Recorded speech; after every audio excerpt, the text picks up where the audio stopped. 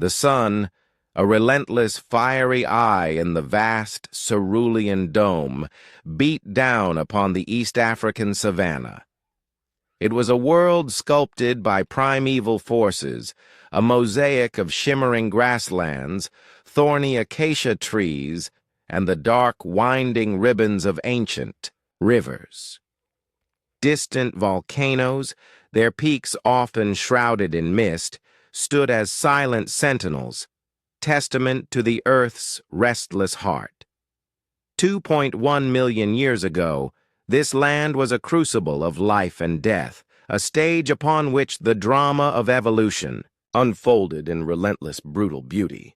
Every rustle of dry grass, every shadow cast by a passing cloud, held the potential for both sustenance and peril. In this ancient theater, a small band of hominids, perhaps 20 strong, navigated the daily intricacies of survival. They were Australopithecus, the southern apes, though the term felt inadequate to describe the unique blend of ape-like features and nascent human traits that defined them. Their bodies, covered in coarse, dark hair, were built for both climbing and walking upright.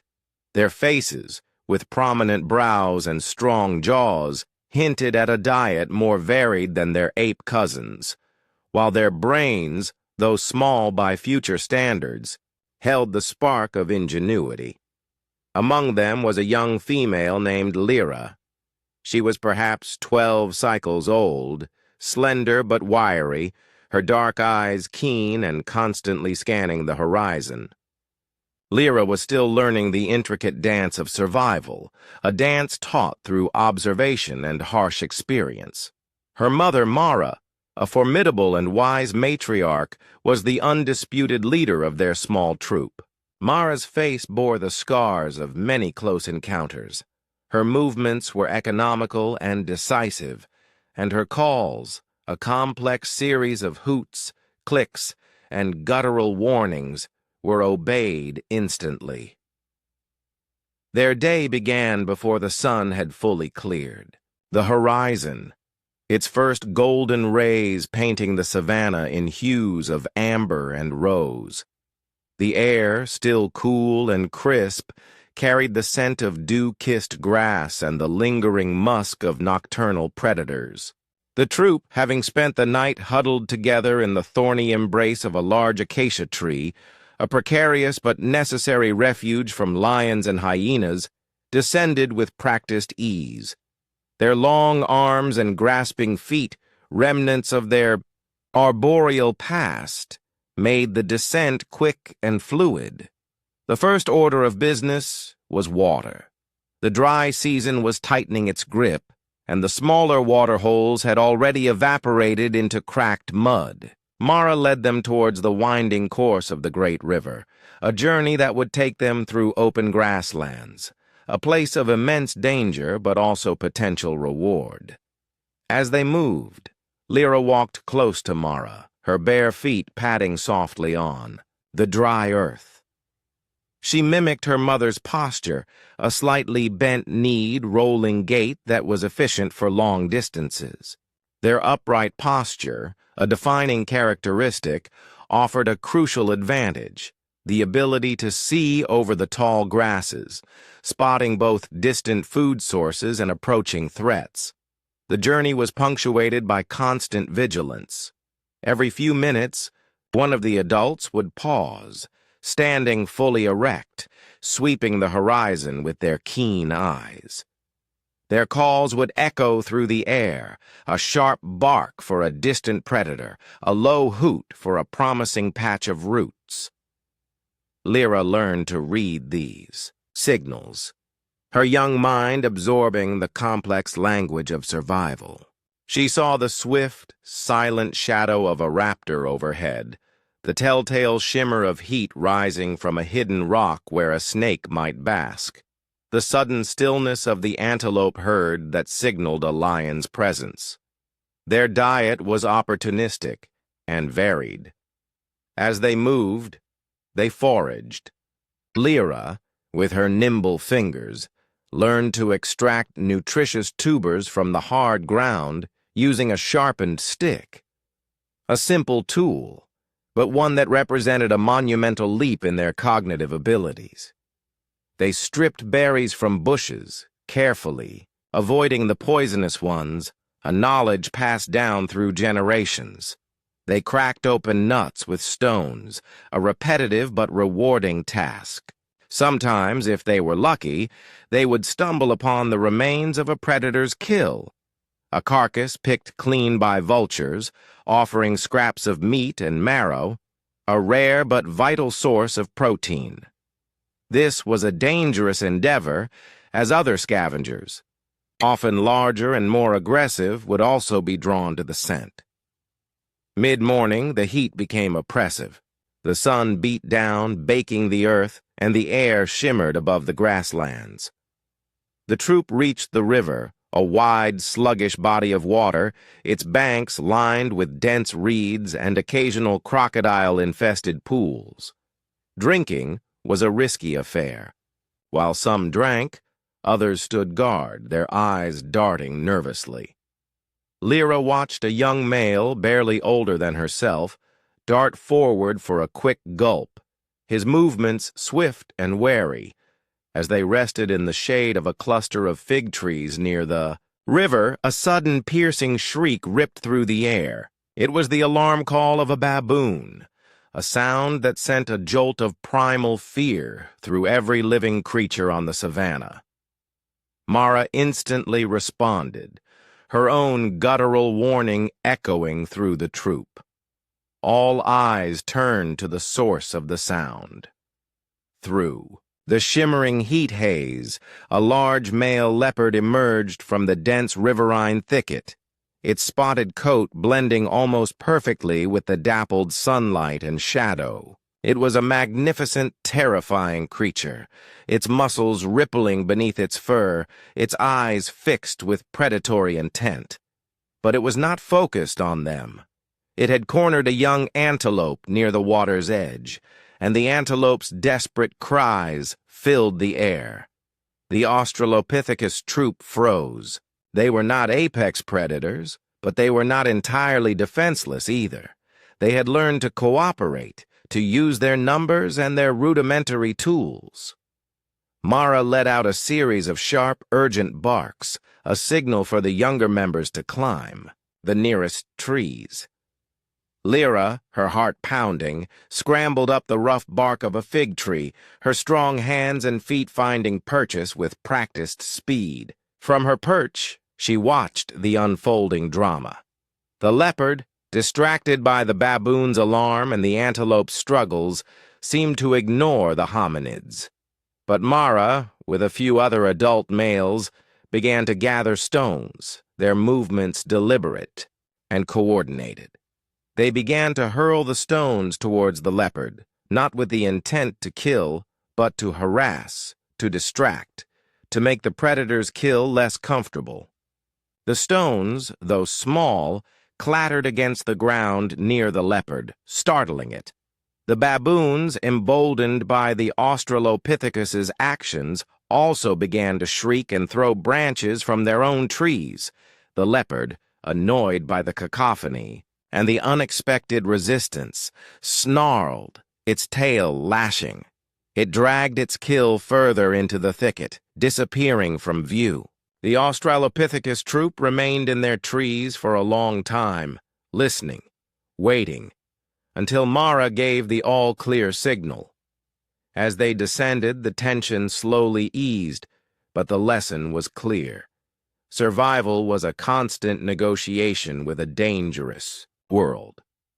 It was about vigilance, cooperation, and the clever use of whatever resources were at hand.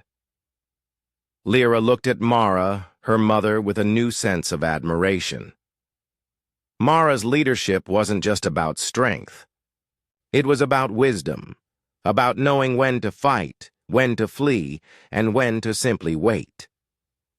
The sun began its slow descent, painting the western sky in fiery oranges and deep purples. The troop would soon need to find another safe tree for the night, another thorny refuge from the dangers that emerged with the darkness. Lyra, walking beside Mara, felt the familiar ache in her muscles, the dryness in her throat. But she also felt something else. A deep primal connection to this ancient land, to her troop, and to the relentless, beautiful struggle for existence. 2.1 million years ago, every day was a testament to their resilience, a quiet echo in the vast savanna of the dawn of the upright walkers. The cool embrace of dawn was a brief respite from the relentless heat of the East African savanna. For Lyra and her troop of Australopithecus, the hours between the setting and rising sun were a time of heightened vulnerability, spent huddled in the upper branches of the largest, thorniest acacia trees they could find. The night air, though cooler, was alive with the unseen movements of formidable predators. The silent stalk of the lion, the chilling cackle of the hyena, the swift, deadly strike of the python. Sleep was a shallow, restless affair, punctuated by the rustle of leaves, the distant roar, or the sudden, sharp alarm call of a nocturnal bird. Every sense was on high alert, even in slumber. As the first slivers of light painted the eastern sky, Mara, their matriarch, would stir. Her keen eyes, adapted for both day and night, would scan the ground below, assessing the immediate safety. Her low, guttural hoot, a signal of cautious awakening, would ripple through the troop. One by one, the other adults would descend, their long, powerful arms and prehensile feet making the descent look effortless, a testament to their arboreal heritage. The younger ones, like Lyra, would follow, mimicking their elders, their movements still a little less fluid, but gaining confidence with each dawn.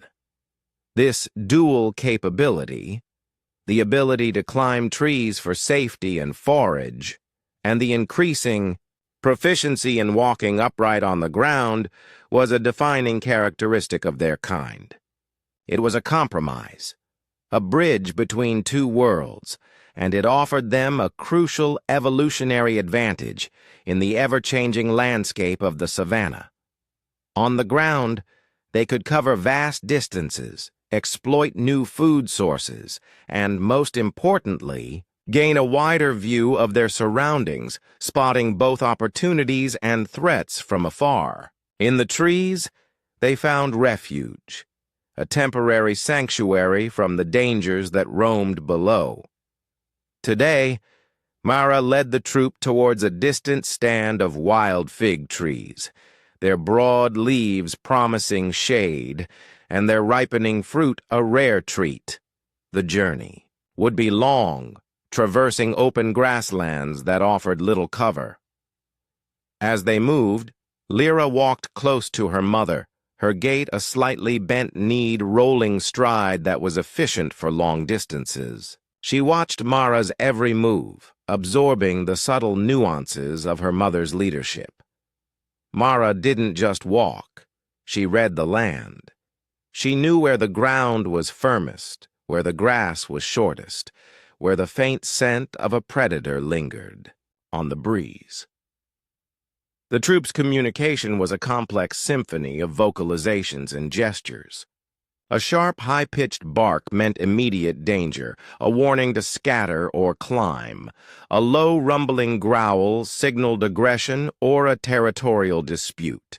A series of soft hoots and clicks communicated direction, the presence of food, or a call to gather. Lyra was fluent in this primal language, her young mind constantly processing the torrent of information. She learned to distinguish the alarm call of a guinea fowl from that of a baboon, each signaling a different type of threat. She knew that the sudden silence of the cicadas often meant a large predator was near. Foraging was a constant, almost meditative activity. Their diet was incredibly varied, a testament to their adaptability. They were omnivores, exploiting whatever the savanna offered.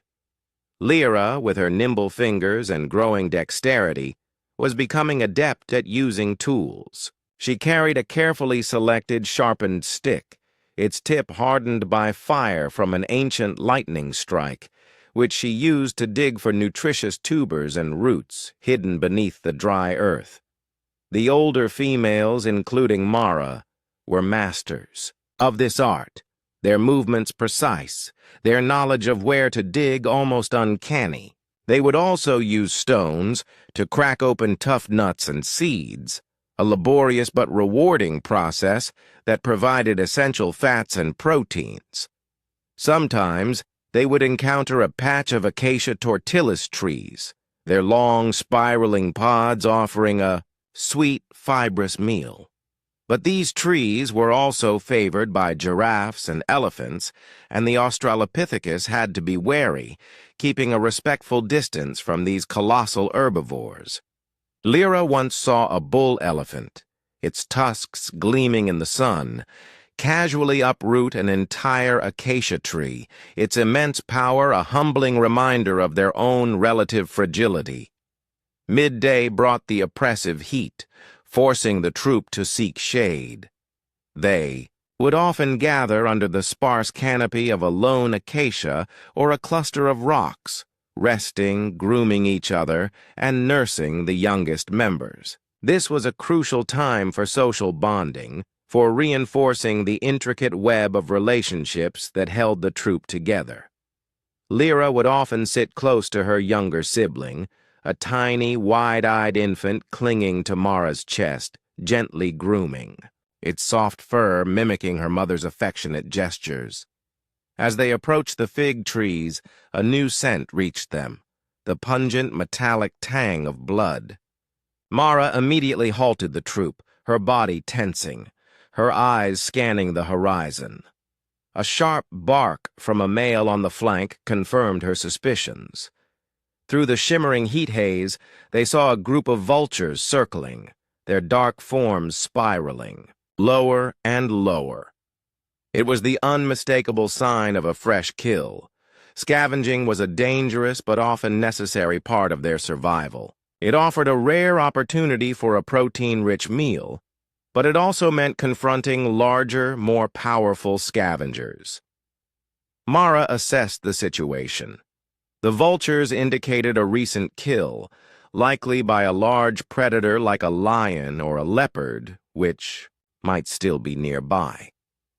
But the sheer number of vultures also suggested that the primary predator might have moved on, leaving scraps. With extreme caution, Mara led the troop towards the site. The air grew thick with the stench of death. They found the remains of a zebra, its carcass partially devoured, surrounded by a swirling vortex of vultures, hyenas, and jackals, all snarling and snapping at each other. It was a chaotic, brutal scene, a raw display of the savanna's food chain. The Australopithecus troop, though smaller, had a distinct advantage. Their upright posture allowed them to carry more. While some adults distracted the scavengers with loud hoots and the occasional hurled stone, others, including Mara, and a few strong males quickly moved in, tearing off strips of meat and bone with their powerful jaws. Lyra watched, fascinated and repulsed, as her mother expertly cracked open a bone with a stone, exposing the rich, fatty marrow within. This was a crucial source of nutrients, vital for their developing brains. The scavenging was a frantic, high-stakes affair. They had to be quick, efficient, and constantly aware of the larger, more aggressive animals. A sudden charge from a hyena, a snarl from a jackal, these were constant threats. But their cooperation, their ability to work together, allowed them to snatch precious morsels from the jaws of more formidable competitors. They were not just surviving, they were thriving in this niche, exploiting opportunities that others overlooked. As the sun began its slow descent, casting long, golden shadows across the savanna, The troop retreated from the kill site, their bellies fuller than usual, their bodies weary but satisfied. They found a cluster of sturdy trees near a rocky outcrop, offering both height and the protection of the rocks. As Lyra climbed, she felt the familiar ache in her muscles, the dryness in her throat.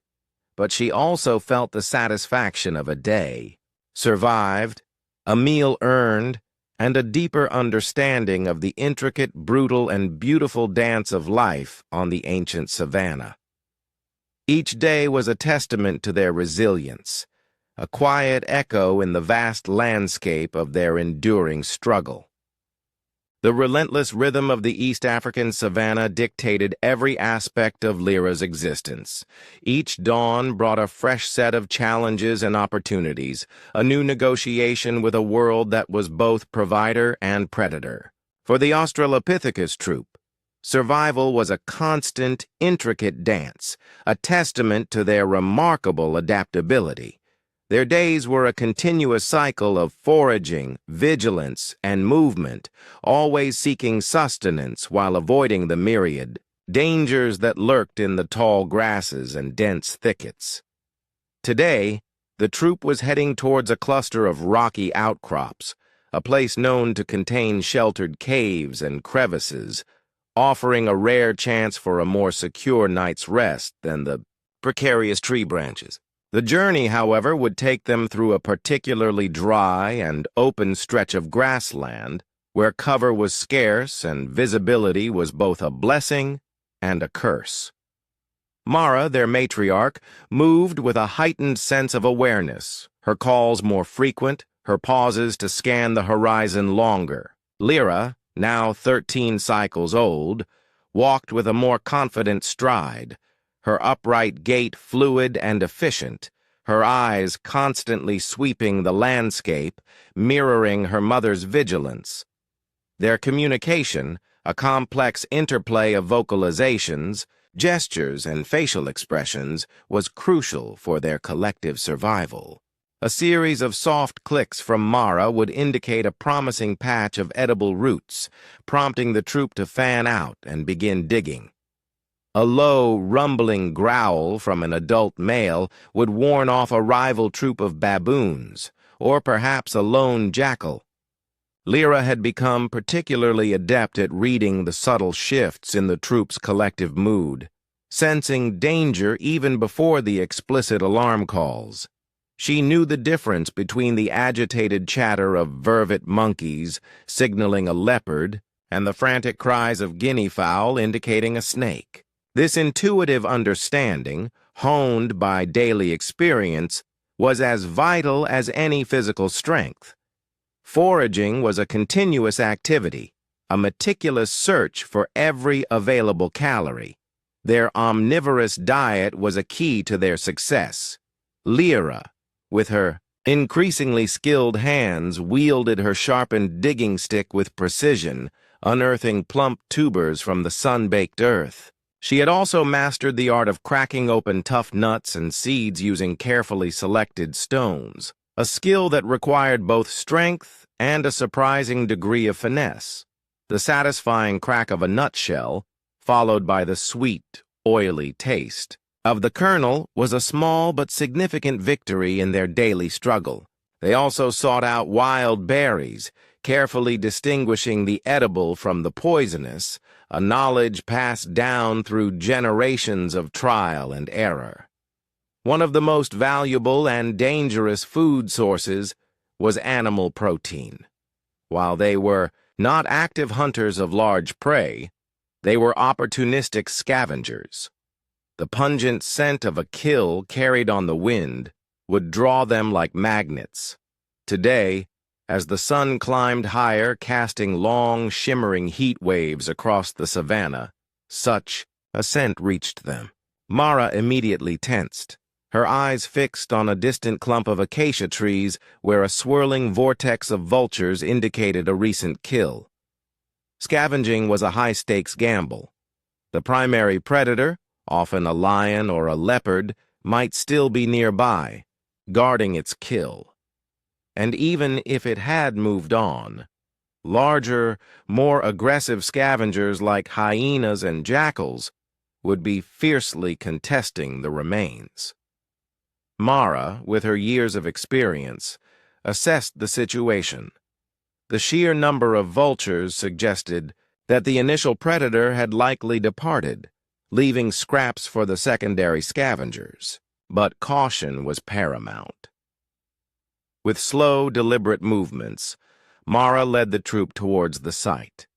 The air grew thick with the stench of death and the cacophony of squabbling scavengers. They found the remains of a wildebeest, its carcass partially devoured, surrounded by a chaotic scene of hyenas snarling, jackals yelping, and vultures flapping their immense wings. It was a brutal, visceral display of the savanna's food chain, a constant reminder of the thin line between life and death. The Australopithecus troop, though smaller, possessed a crucial advantage: their cooperative intelligence. While a few adult males distracted the larger scavengers with loud hoots and strategically hurled stones, others, including Mara and Lyra, moved in swiftly, tearing off strips of meat and bone. Lyra watched, her stomach churning, but her instincts overriding her revulsion, as Mara expertly used a heavy stone to smash open a long bone, exposing the rich, fatty marrow within. This marrow, a concentrated source of fat and protein, was incredibly valuable, providing the essential nutrients needed for their developing brains and bodies. It was a prize worth the risk. The scavenging was a frantic, adrenaline-fueled affair. They had to be incredibly quick, snatching what they could before the larger scavengers could retaliate.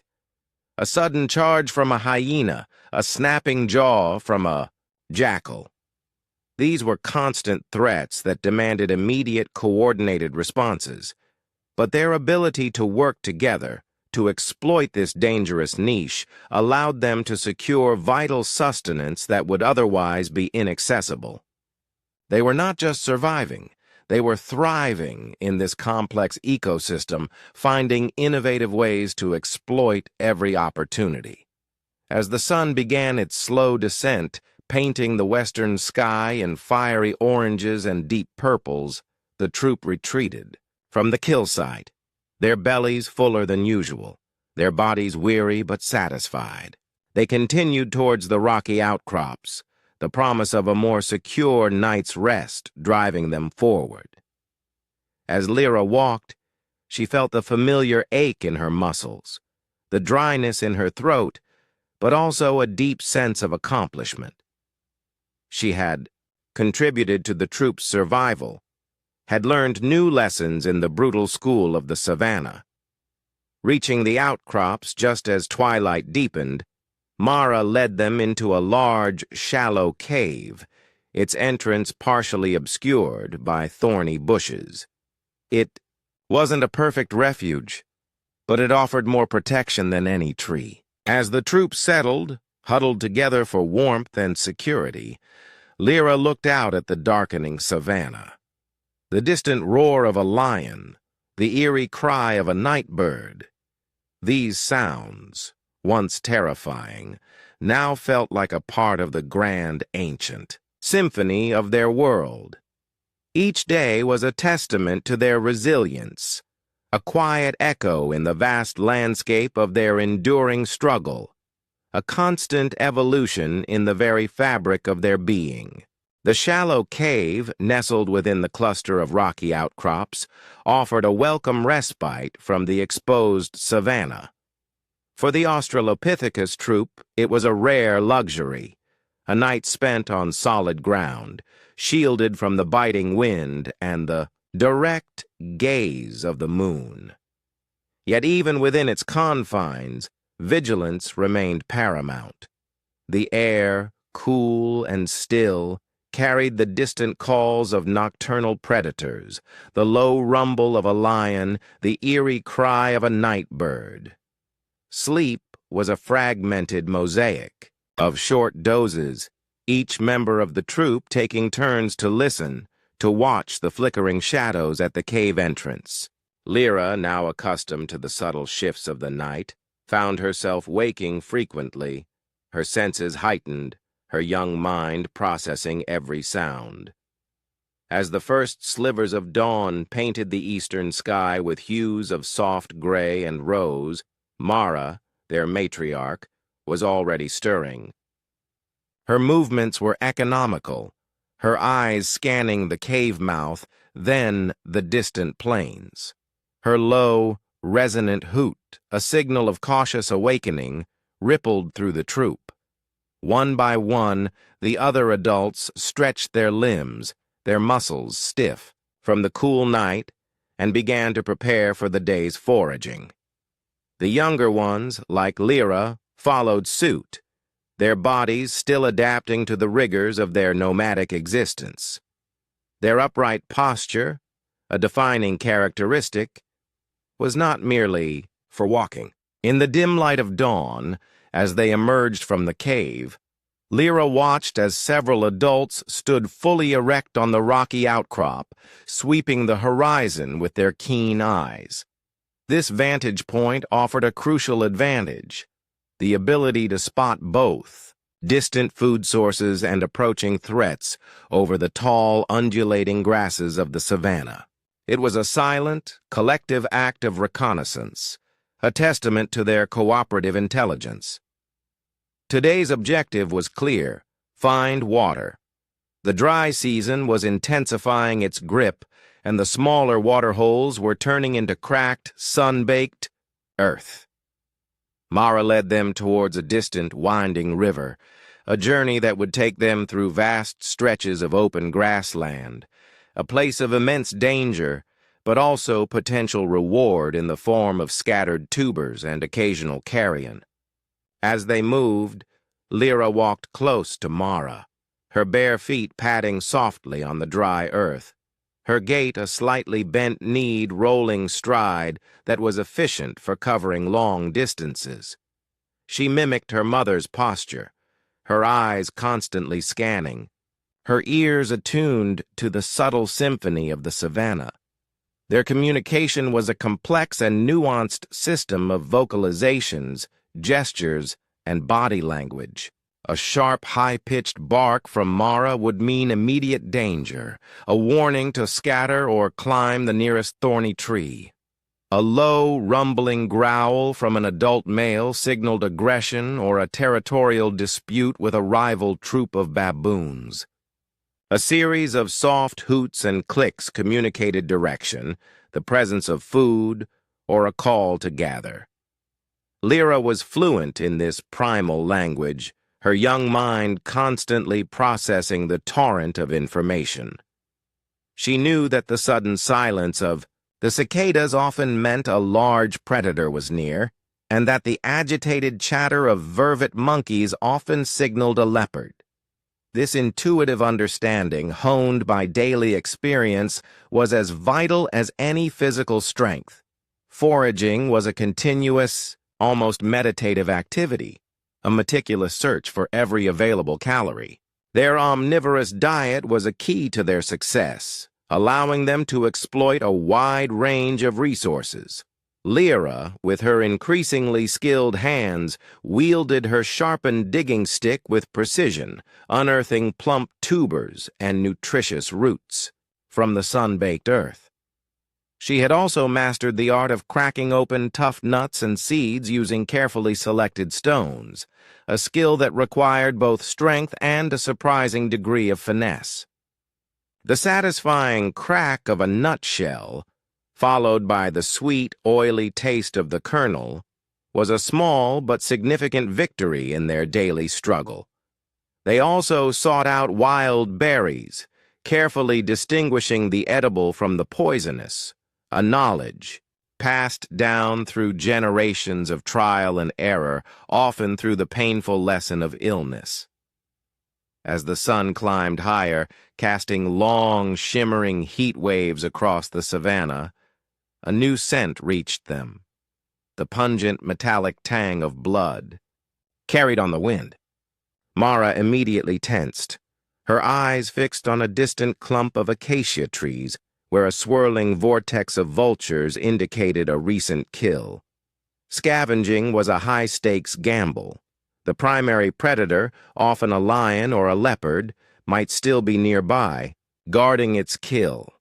Even if it had moved on, larger, more aggressive scavengers like hyenas and jackals would be fiercely contesting the remains.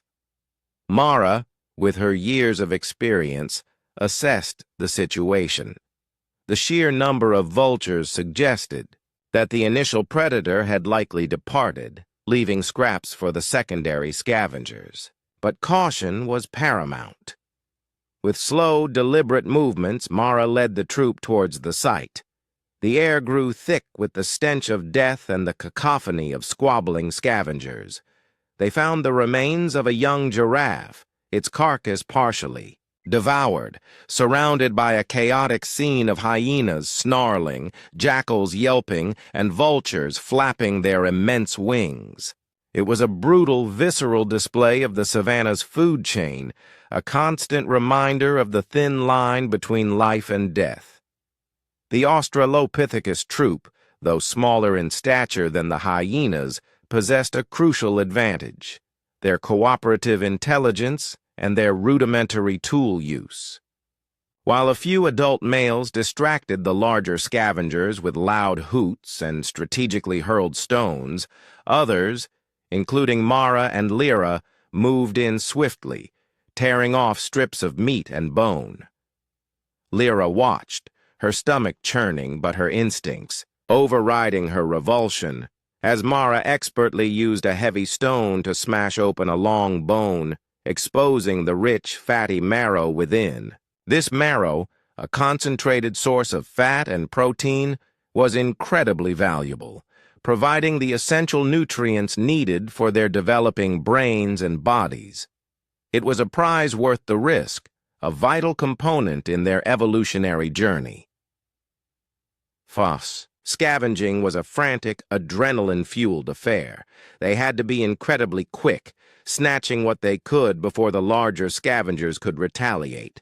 A sudden charge from a hyena, a snapping jaw from a jackal. These were constant threats that demanded immediate coordinated responses. But their ability to work together, to exploit this dangerous niche, allowed them to secure vital sustenance that would otherwise be inaccessible. They were not just surviving, they were thriving in this complex ecosystem, finding innovative ways to exploit every opportunity, pushing the boundaries of what their bodies and minds could achieve. As the sun began its slow descent, painting the western sky in fiery oranges and deep purples, the troop retreated from the kill site, their bellies fuller than usual, their bodies weary but satisfied. They continued their journey towards the distant river, the promise of abundant water driving them forward.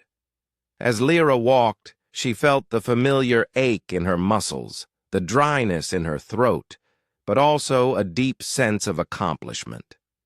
She had contributed to the troop's survival, had learned new lessons in the brutal school of the savannah. The experience of the kill site, the raw power of the scavengers, and the cleverness of her own troop etched itself into her memory. Reaching the river just as twilight deepened, Mara led them to a wide, shallow section, its banks clear of dense reeds, reducing the risk of hidden crocodiles.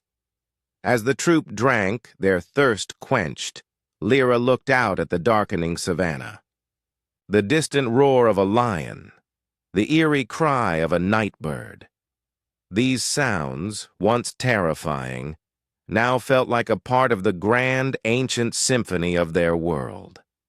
Each day was a testament to their resilience, a quiet echo in the vast landscape of their enduring struggle, a constant evolution in the very fabric of their being. They were not merely surviving. They were laying the groundwork for what would eventually become humanity. One upright step, one shared meal, one clever tool at a time. The days that followed their successful scavenging expedition were marked by a subtle but significant shift in the troop's dynamics. The experience at the giraffe carcass, the coordinated effort against the larger scavengers, had reinforced the vital importance of cooperation. Lyra, now firmly in her mid-teens, felt this change acutely. She observed how the adult males, emboldened by their shared success, seemed to move with a renewed sense of purpose, their protective instincts heightened. The females, in turn, seemed to rely more on the males for defense, while continuing their crucial role in foraging and nurturing the young. This intricate social structure, though unwritten, was the very bedrock of their survival. The dry season continued its relentless grip on the savanna. The once lush grasslands were now brittle and yellow, crunching underfoot. The smaller streams had vanished, leaving behind cracked, sun-baked beds. The great river, their lifeline, had dwindled, its flow sluggish, its banks wider and more exposed. This scarcity of water meant longer, more perilous journeys, and a constant gnawing thirst that underscored every waking moment. Mara, their matriarch, felt the pressure of the changing environment. Her calls became more urgent, her vigilance unceasing.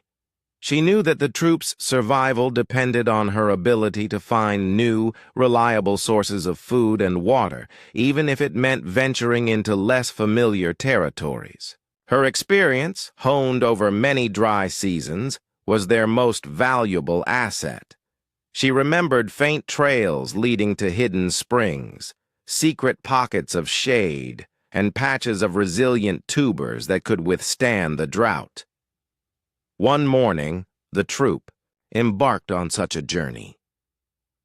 Mara led them away from the familiar river, striking out across a vast, undulating plain towards a distant line of low hills. The air was thick with dust, kicked up by their padding feet and carried on the hot, dry wind. The sun beat down mercilessly, baking their skin and parching their throats. Lyra felt the heat radiating from the ground through her bare feet, a constant, uncomfortable reminder of their vulnerability. As they walked, foraging remained a continuous activity. Lyra, with her sharpened digging stick, worked tirelessly, her muscles aching from the repetitive motion. She had learned to identify the subtle signs of hidden roots, a faint discoloration in the soil, a particular type of small, hardy plant growing nearby. Her success in unearthing tubers was not just a personal triumph. It was a direct contribution to the troop's dwindling food supply. She also continued to master the art of cracking open nuts with stones, her aim and force becoming increasingly precise. Their tool use, though rudimentary, was evolving. It wasn't just about finding and using existing stones.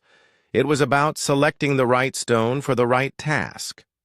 Lyra noticed how Mara would often test several stones before choosing one with the perfect weight and edge for cracking a particularly tough nut. The males, too, were becoming more selective with their throwing stones, choosing ones that fit comfortably in their grip and flew with greater accuracy.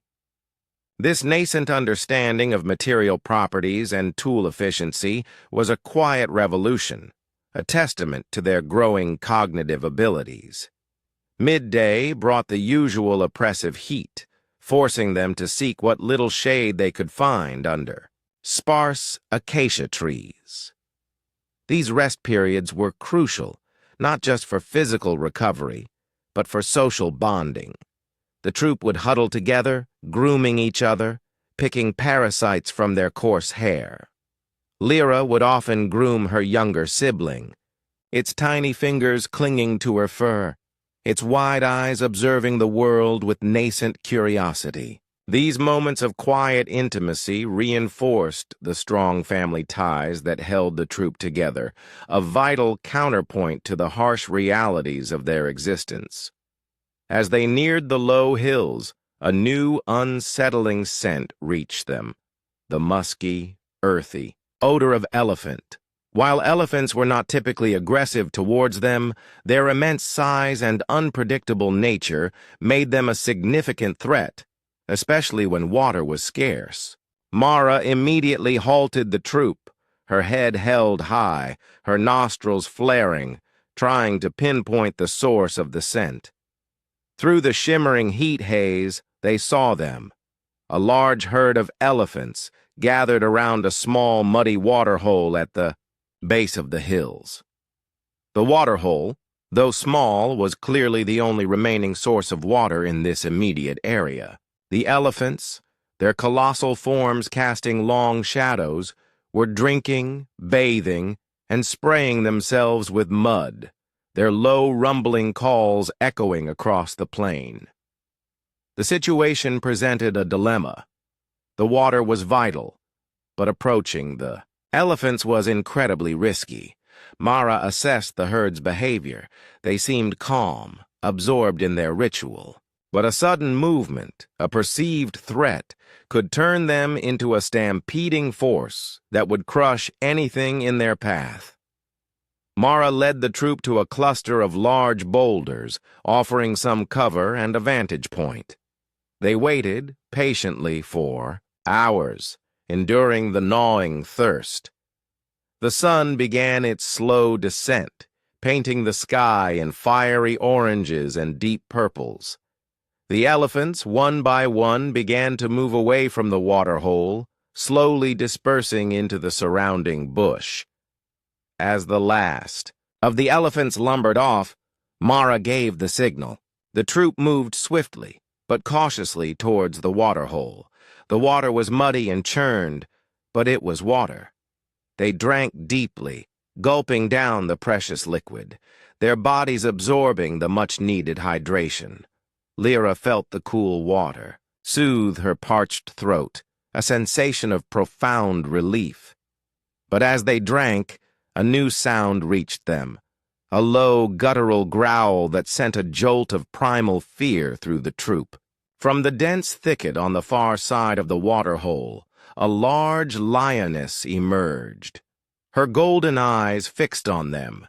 She had been waiting, hidden, using the elephants as a screen, hoping to ambush any smaller creatures drawn to the water. Panic flared. Mara let out a series of sharp, urgent barks, a signal to scatter. The troop immediately broke formation, some scrambling for the nearest trees, others darting towards the rocky outcrops. Lyra, her heart pounding, instinctively followed Mara. Towards the boulders, the lioness, seeing her opportunity, charged. She was incredibly fast, a blur of muscle and fur. Mara, with a few other adult males, turned to face the threat. They began to shout, a chorus of guttural roars and barks, throwing stones with desperate force. It was a display of collective defense, a desperate attempt to deter the predator through sheer noise and intimidation. The lioness paused, momentarily startled by their unexpected defiance. She snarled, her tail lashing, her powerful body tensed. But the Australopithecus, though small, stood their ground, a wall of coordinated resistance. The hurled stones, though unlikely to inflict serious injury, were a persistent annoyance, making her approach less straightforward. In that tense standoff, a young male barely older than Lyra stumbled, his foot catching on a loose rock. The lioness, seeing his vulnerability, shifted her focus, preparing to spring. But before she could, Mara let out a piercing shriek, a sound of pure, unadulterated warning. And then, with a speed that belied her age, she did something extraordinary.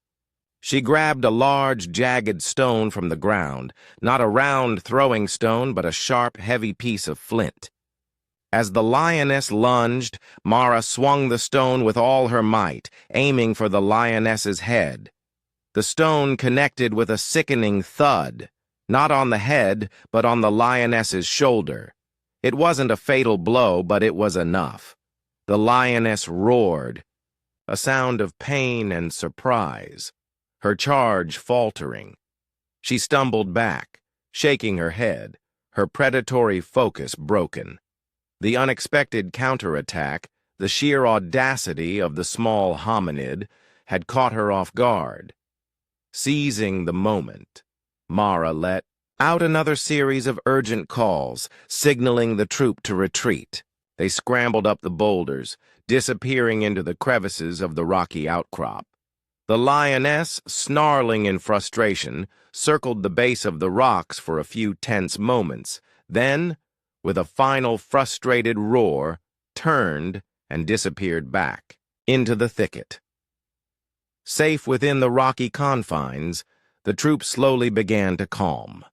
Lyra looked at Mara, her mother, with a mixture of terror and profound admiration. Mara's quick thinking, her courage, and her innovative use of the sharp stone had saved them. It wasn't just about throwing a stone. It was about selecting the right stone, one that could inflict a more significant impact, a nascent form of weaponry. As the last light faded from the sky and the stars began to emerge, Lyra huddled close to Mara. The day had been a brutal lesson in survival, a stark reminder of the constant dangers. But it had also been a testament to their growing intelligence, their cooperative spirit, and their remarkable ability to adapt and innovate in the face of overwhelming odds. They were not just surviving, they were evolving, one courageous act, one clever tool, one shared moment of defiance at a time. The echoes in the savannah were growing louder, carrying the whispers of a future yet to be written. The night after the confrontation with the lioness was different. The usual fragmented sleep of the Australopithecus troop, punctuated by the rustle of leaves and distant roars, was now imbued with a new, almost electric tension. The memory of Mara's audacious stand, the sickening thud of the flint against the lioness's shoulder, was etched into the collective consciousness. It wasn't just a survival story, it was a testament to a burgeoning intelligence, a nascent spark of strategic thinking that transcended mere instinct. Lyra, huddled close to her mother, could feel the subtle shift in the troop's aura, a blend of lingering fear but also a profound sense of shared triumph and a deeper respect for Mara's leadership. As dawn broke, painting the sky with streaks of fiery orange and soft violet, the troop emerged from the rocky crevices with a renewed sense of purpose. The air was still cool, carrying the scent of dew-kissed earth and the lingering musk of the night. Mara, though bearing no visible wounds, moved with a quiet intensity, her eyes constantly scanning the horizon, her vigilance sharper than ever. The males, particularly the younger ones, seemed to walk with a more confident swagger, their chests puffed out, their calls more assertive. The lioness encounter had forged a stronger bond, a deeper understanding of their collective strength. The incident also had a profound impact on their tool use. The flint Mara had wielded was not just a random stone.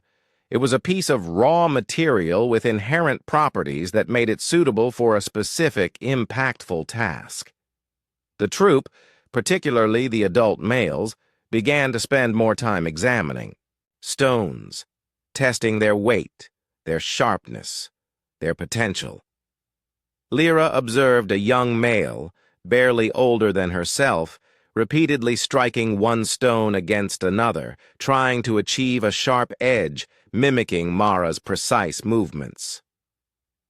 This was not merely using a tool, it was the nascent stage of tool-making, a pivotal moment in their evolutionary journey.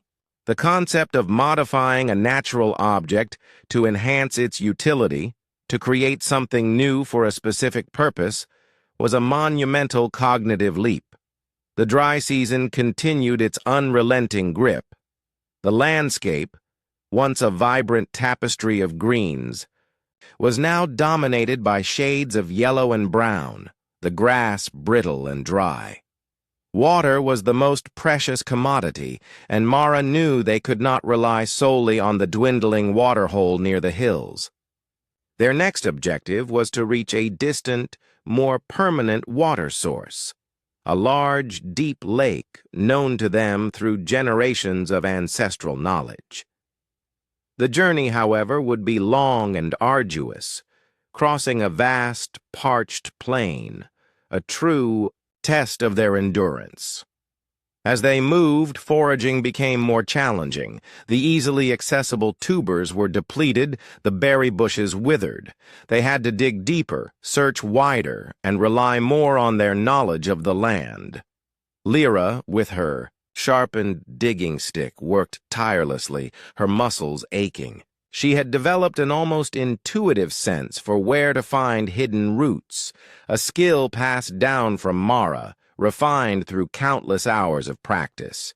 They also relied more heavily on the occasional scavenging opportunities, their senses constantly alert for the telltale signs of vultures or distant roars. Their cooperation became even more critical during this period of scarcity. When a patch of edible roots was found, the troop would share, ensuring that the youngest and weakest received their share.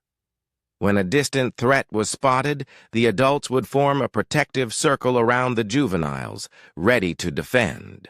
This altruism, this willingness to prioritize the survival of the group over individual gain, was a powerful force, ensuring the continuation of their lineage. Midday brought the usual oppressive heat, forcing them to seek what little shade they could find under sparse acacia trees. These rest periods were not just for physical recovery, they were vital for social bonding. The troop would huddle together, grooming each other, picking parasites from their coarse hair. Lyra would often sit close to her younger sibling, its tiny fingers clinging to her fur, its wide eyes observing the world with nascent curiosity. These moments of quiet intimacy reinforced the strong family ties that held the troop together, a vital counterpoint to the harsh realities of their existence. They would also use this time to teach the younger ones, demonstrating how to use tools, how to identify edible plants, how to interpret the subtle calls of the savanna.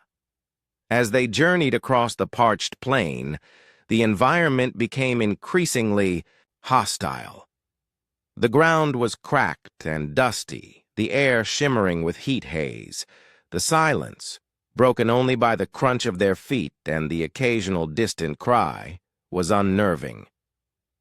They passed the bleached bones of animals that had succumbed to the drought, a stark reminder of their own vulnerability. Thirst became a constant gnawing ache, a burning sensation in their throats that made every step a conscious effort. Then, a new challenge emerged. As they approached a narrow, rocky gorge, a sudden, violent dust storm erupted. The wind howled, whipping up blinding clouds of red earth, stinging their eyes and filling their nostrils. Visibility dropped to almost nothing, and the troop was instantly disoriented, their calls lost in the roar of the wind. Panic threatened to set in. The younger members cried out, their fear palpable. But Mara, with her immense experience, remained calm. She let out a series of sharp, urgent hoots, a signal to gather, to huddle together. The troop instinctively responded, pressing close, forming a tight protective cluster. Lyra, clinging to Mara, felt the raw power of the storm, the grit of the dust against her skin, the terrifying sensation of being lost in a chaotic, unseen world. Mara, despite the blinding dust, began to move, slowly, deliberately, using her sense of touch and the subtle shifts in the wind to guide them. She led them towards the rocky walls of the gorge, knowing that the fissures and overhangs might offer some temporary shelter. The journey through the storm was agonizingly slow, each step a precarious gamble. The wind tore at their hair, the dust choked their lungs, and the fear of being separated was a constant, terrifying presence. Finally, after what seemed like an eternity, they stumbled into a shallow overhang, a small, barely adequate refuge from the worst of the storm. They huddled together, coughing and spluttering, their bodies covered in a fine layer of red dust. The wind still howled outside, but within their makeshift shelter, there was a fragile sense of security. As the dust storm slowly abated and the red haze began to clear, a new sight greeted them. The storm had revealed something. A section of the gorge wall, previously obscured by loose rock and vegetation, had been exposed. And within the newly revealed rock face, Lyra saw them. Faint, almost imperceptible marks. Not natural striations, but deliberate, repeated patterns. They were crude, simple, but undeniably incisions etched into the stone. Mara approached the marks, her brow furrowed in concentration. She ran her fingers over them, then looked at Lyra, a flicker of something new in her eyes, not just recognition, but a nascent understanding. These were not just marks, they were symbols. They were a record left by others of their kind or perhaps even earlier ancestors. They spoke of a presence, a history, a shared journey through this ancient land. The discovery was profound. It hinted at a level of cognitive ability, a capacity for abstract thought and symbolic representation that went beyond mere survival. It suggested that their ancestors, perhaps even their own kind, had felt the urge to leave a mark, to communicate, across time, to tell a story. As the sun began its slow descent, painting the western sky in fiery oranges and deep purples, the troop settled for the night within the gorge, protected by its walls. Lyra, her body weary but her mind buzzing with the day's revelations, looked at the faint marks on the rock face. They were echoes from the past, whispers of a future. They were not just surviving, they were laying the groundwork for something far greater, a lineage that would eventually learn to tell stories not just on rock, but in complex languages, building civilizations, and exploring the very stars. The echoes in the savannah were growing louder, carrying the whispers of a future, yet to be written, a future born from resilience, cooperation, and the enduring human urge to leave a mark. The discovery of the incised marks on the gorge wall resonated deeply within Lyra. As the dust storm finally abated, revealing the ancient etchings, a profound stillness settled over the Australopithecus troop. It was a silence born not of fear, but of contemplation. These were not the random scratches of animals or the natural fissures of rock. They were deliberate, repeated patterns, a silent testament to a conscious hand. Mara, their matriarch, ran her fingers over the crude lines, her brow furrowed in a way Lyra had rarely seen, a look of nascent understanding, of a connection to something beyond their immediate, tangible world. The night spent within the protective walls of the gorge was different. The usual vigilance was still present, but it was accompanied by a new sense of wonder. The faint marks on the rock face seemed to pulse with a quiet energy, a whisper from the deep past. Lyra huddled close, to her younger sibling, found her gaze returning to them repeatedly. She tried to trace their meaning, to understand the intent behind their creation. Were they a warning? A record of a journey? A message left by ancestors long gone? The questions swirled in her young mind, pushing the boundaries of her understanding. As dawn broke, painting the eastern sky with hues of soft gray and rose, the troop emerged from the gorge. The air was cool and crisp, carrying the scent of dew-kissed earth. Their immediate objective remained the distant permanent lake, their lifeline in the intensifying dry season. But the journey now felt imbued with a new purpose, a subtle shift in their collective consciousness. The marks had shown them that they were not alone in their struggle, that others had walked this path before, and that their existence was part of a larger, unfolding story. Mara, with her customary wisdom, did not dwell on the marks, but her movements suggested a newfound respect for the land's hidden histories. She led them with her usual precision, her eyes constantly sweeping the horizon, her calls guiding the troop through the parched plains. The dry season continued its relentless grip. The landscape was a mosaic of brittle, yellowed grass and cracked earth, the air shimmering with heat haze. Thirst was a constant companion, a burning ache that underscored every step. Foraging became an even more challenging endeavor. The easily accessible tubers were long gone, the berry bushes withered. They had to dig deeper, search wider, and rely more on their accumulated knowledge of the land. Lyra, with her sharpened digging stick, worked tirelessly, her muscles aching from the repetitive motion. She had developed an almost intuitive sense for where to find hidden roots, a skill passed down from Mara and refined through countless hours of practice. They also relied more heavily on opportunistic scavenging, their senses constantly alert for the telltale signs of vultures or distant roars. The concept of tool-making began to take firmer root within the troop. The males, particularly the younger ones, inspired by Mara's use of the flint against the lioness, spent more time experimenting with stones. They would strike one against another, trying to achieve a sharper edge, a more effective point. The sounds of their efforts, the rhythmic clack, clack, clack of stone on stone, became a new, subtle rhythm of their daily lives. Lyra observed this with fascination.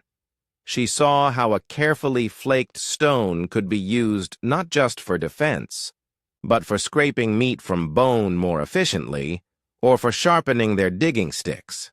This was a slow, laborious process of trial and error, but each successful flake, each sharper edge, represented a significant leap in their ability to manipulate their environment. Their cooperation continued to be the bedrock of their survival. When a patch of edible roots was found, the troop would share, ensuring that the youngest and weakest received their share. When a distant threat was spotted, the adults would form a protective circle around the juveniles, ready to defend. This altruism, this willingness to prioritize the survival of the group over individual gain, was a powerful force, ensuring the continuation of their lineage.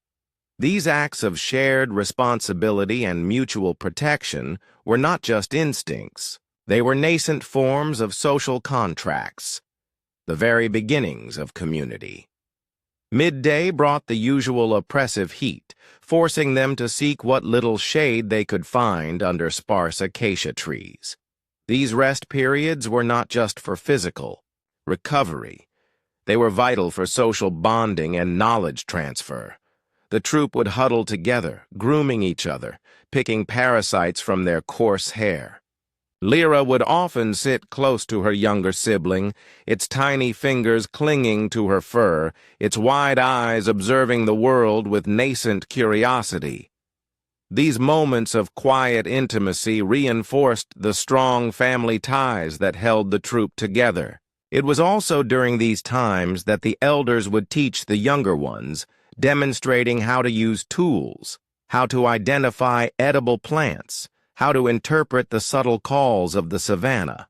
Stories, though not yet in complex spoken language, were conveyed through gestures, sounds, and shared experiences, passing down vital survival knowledge.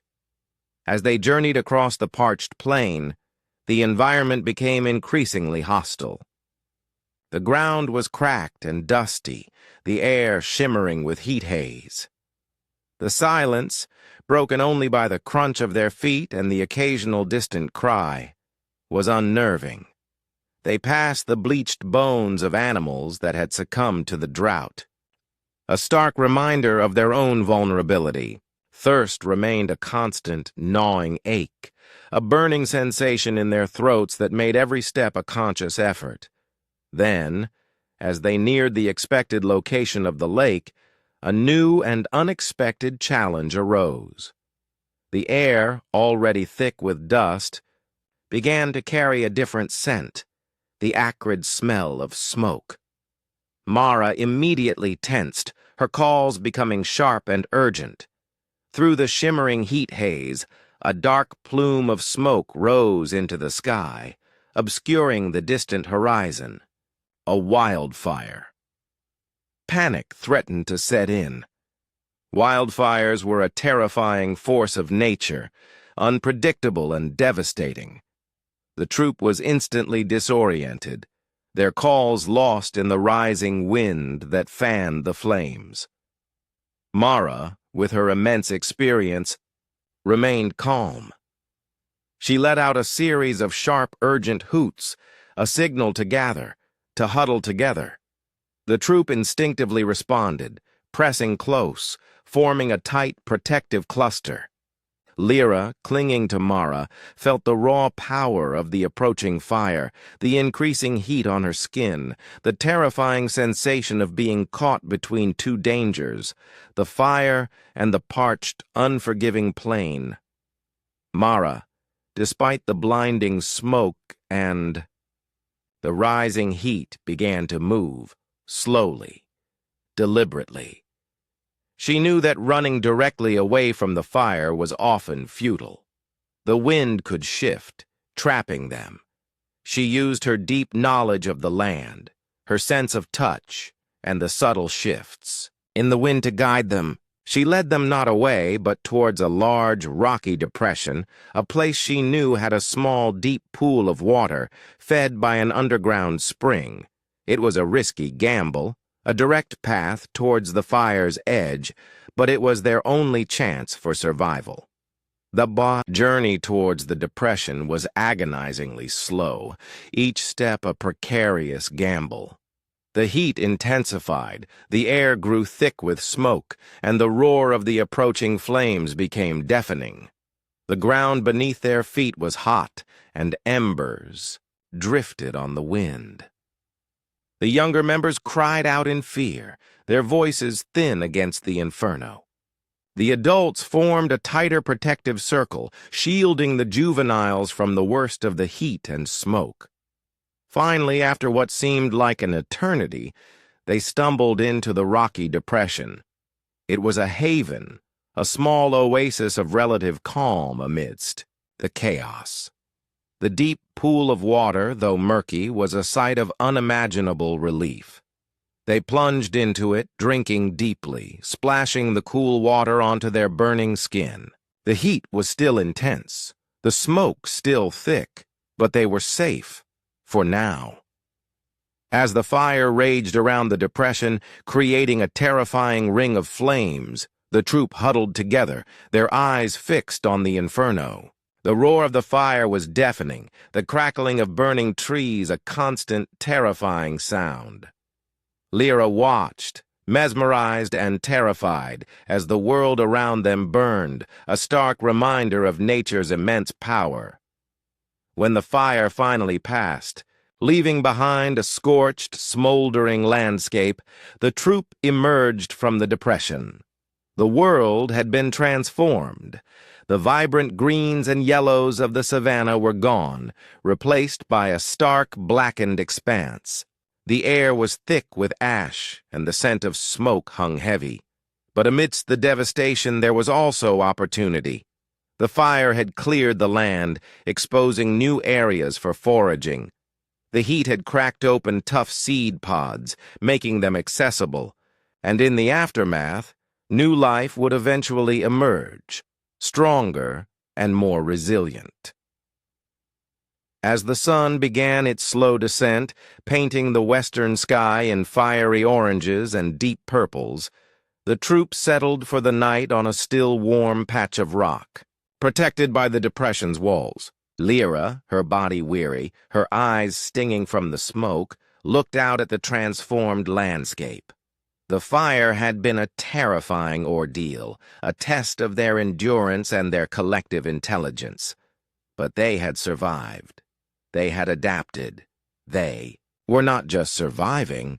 They were laying the groundwork for something far greater. The ability to navigate extreme environmental challenges, to use their intelligence and cooperation to overcome seemingly insurmountable odds, was pushing them further along their evolutionary path. The days following the wildfire were a stark testament to the Australopithecus troop's resilience and adaptability. The landscape, once a familiar mosaic of green and gold, was now a desolate expanse of blackened earth, punctuated by the skeletal remains of trees. The air, thick with ash, carried the acrid scent of smoke, a constant reminder of the inferno they had survived. Yet amidst the desolation, there was a nascent sense of opportunity, a new chapter unfolding in the ancient story. Of the savannah, Mara, their matriarch, led the troop with a quiet determination. Her eyes, though weary, were sharper than ever, scanning the scorched earth for signs of life, for the subtle promises of renewal. The immediate aftermath of the fire had paradoxically offered new foraging grounds. The intense heat had cracked open tough seed pods, making their nutritious contents accessible.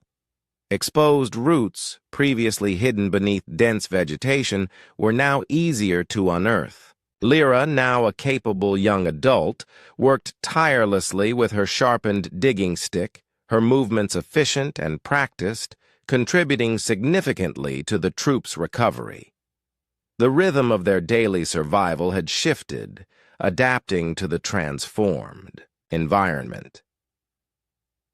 The experience of the fire had forged an even deeper bond within the troop.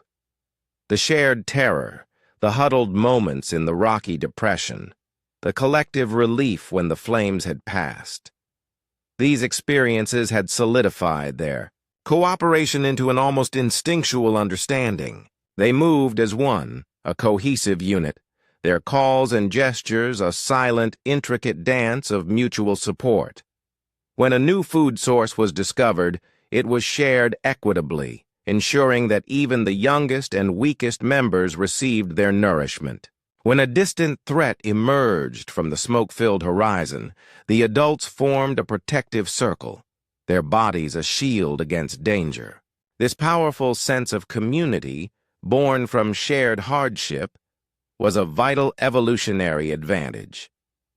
The concept of tool-making, which had begun to take root after the lioness encounter, now flourished in the fire's aftermath.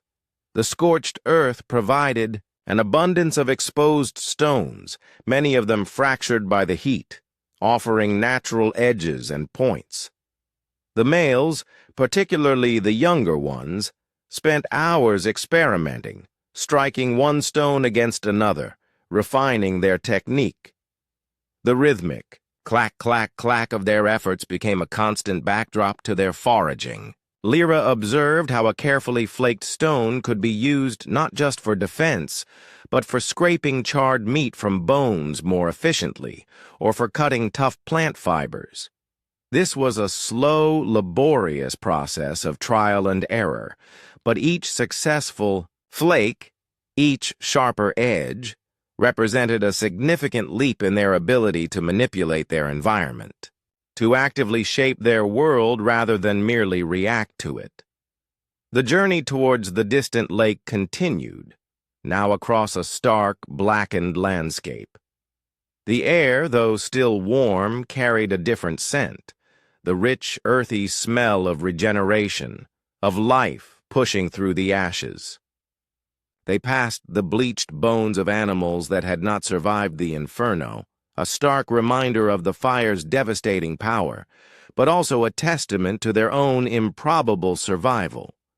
Thirst remained a constant companion, but the knowledge that the lake was within reach fueled their weary bodies. Midday brought the usual oppressive heat, forcing them to seek what little shade they could find under the still-standing but often singed acacia trees. These rest periods were not just for physical recovery, they were vital for social bonding and knowledge transfer. The troop would huddle together, grooming each other, picking ash from their coarse hair. Lyra would often sit close to her younger sibling, its tiny fingers clinging to her fur, its wide eyes observing the transformed world with nascent curiosity. These moments of quiet intimacy reinforced the strong family ties that held the troop together, a vital counterpoint to the harsh realities of their existence. It was also during these times that the elders, particularly Mara, would teach the younger ones, demonstrating how to use the newly flaked tools, how to identify the first signs of new growth, how to interpret the subtle calls of the savannah in its altered state. Stories, though still conveyed through gestures, sounds, and shared experiences, were becoming more complex, weaving together the recent trauma of the fire with the ancient knowledge of their ancestors. As they neared the expected location of the lake, the landscape began to show signs of recovery. Faint green shoots emerged from the blackened earth, a testament to the resilience of life. The air grew cooler, carrying the fresh scent of water. The distant murmur of the lake, a sound of profound promise, reached their ears. Finally, after weeks of arduous travel, they emerged from the scorched plains onto the shores of the Great Lake. It was a vast, shimmering expanse of blue, its waters cool and clear, stretching to the horizon. The relief that washed over the troop was palpable. They plunged into the water, drinking deeply, splashing the cool liquid onto their weary bodies. Lyra felt the cool water soothe her parched throat, a sensation of profound relief and gratitude.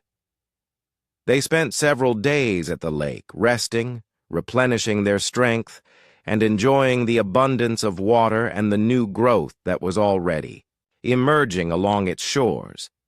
The males continued to refine their tool-making skills, creating sharper flakes, more efficient scrapers. The females, with Lyra's help, discovered new edible plants thriving in the post-fire landscape. The troop, though still small, felt stronger, more capable, more resilient than ever before. One evening, as the sun began its slow descent, painting the western sky in fiery oranges and deep purples, Lyra sat by the lake's edge, watching the ripples on the water. Mara joined her, sitting silently for a long moment. Then Mara reached out and gently took Lyra's hand. She looked at Lyra, her eyes filled with a deep, primal wisdom. She then looked out at the vast lake, then up at the emerging stars, and, finally, back at Lyra. She made a series of gestures, a complex sequence that Lyra now understood. Journey, hardship, fire, survival, strength, future. Lyra understood. It wasn't just about surviving the day.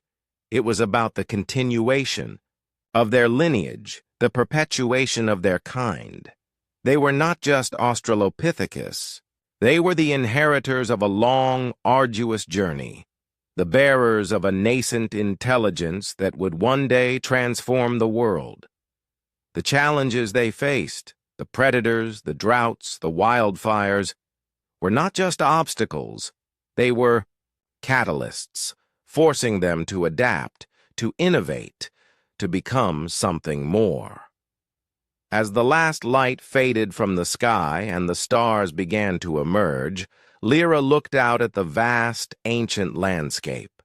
The echoes in the savannah, once quiet whispers of survival, were now growing louder, carrying the story of a lineage that would eventually learn to control fire, to shape their environment with increasingly sophisticated tools, to communicate through complex language, and to build civilizations that would reach for the very stars.